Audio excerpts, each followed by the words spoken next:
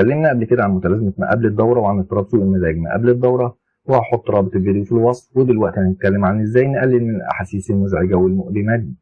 أولا، النشاط البدني. بعض الدراسات بتقول إن التمارين الرياضية المنتظمة تحسن من أعراض متلازمة ما قبل الدورة، وخبراء اضطراب سوء المزاج ما قبل الدورة بينصحوا التمارين الرياضية كنظام حياتي علاج. فالتمارين بتدي إحساس بالصحة العقلية والجسمية، وبتوفر متنفس للطاقة الزايدة، وتخلص الجسم من التوتر، وتحسن اللياقة البدنية، وتزود من إفراز هرمون الإندورفين. جربي أنواع مختلفة من التمارين في غير فترة الدورة لما تحسي إنك كويس، وركزي على الاستمتاع والتحدي. شوفي حاجة تديك إحساس بالسعادة. اعملي التمارين دي يوميا لمدة 30 دقيقة متواصلة. ومن المستحسن لو تختاري أكتر من نوع من التمارين وتبدلي بينهم.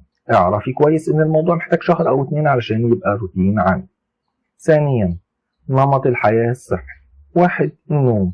الستات اللي عندهم اضطراب سوء المزاج ما قبل الدورة غالبا بيكون عندهم اضطراب نوم، وبرضه القلق بيزود من أعراض ومشكلات المزاج بتاعة الاضطراب. فالنوم بيساعدنا إننا نظبط كيمياء المخ، وبرضه بيقلل من أعراض اضطراب سوء المزاج زي الاستثارة والقلق والاكتئاب.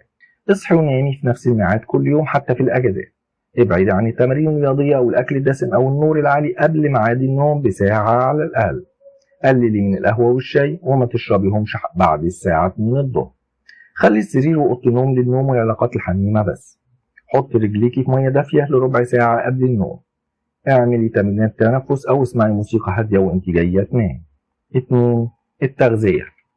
بعض الأبحاث بتقول إن أكل كمية كفاية من النشويات بيزود من مستويات هرمون السيروتونين، واللي بيحسن الحالة المزاجية. علشان كده ستات كتير بيبقى عندهم رغبة في أكل حاجة فيها نشويات قبل الدورة زي الشوكولاتة والبسكويت والكحك، ومفيش مشكلة إنهم ياكلوا كميات صغيرة منها. ومع كده فإن الأكل الصحي بيبقى فيه حبوب وفواكه وخضار، هي دي أفضل طريقة لتناول كمية كفاية من النشويات. والأكل على فترات منتظمة، ويكون فيه مصدر للبروتين زي اللحمة والسمك والفراخ والبقوليات. بيساعد على منع انخفاض نسبة السكر في الدم والسيطرة على الجوع. والنشويات مش هي الحاجة الوحيدة اللي بتأثر على تقلبات مزاج الدورة الشهرية. فلو الواحدة أخذت 1200 مللي جرام يوميا من الكالسيوم، فده بيحسن أعراض متلازمة ما قبل الدورة لحد ما. والكمية دي ممكن تيجي من 3 إلى 4 حصص من منتجات الألبان. 3. تقليل التوتر. التوتر عامل مساعد في اضطراب سوء المزاج ما قبل الدورة، بس مش سبب له. تقليل التوتر هو أي نشاط بيساعد إنك تقللي من ضغوط الحياة وتطلعي التأثير العاطفي من الجسم. وطبعا إحنا ما نقدرش نبعد عن التوتر إنه جزء من حياتنا اليومية، لكن نقدر نستخدم مهارات التكيف اللي تغير الأفكار السلبية.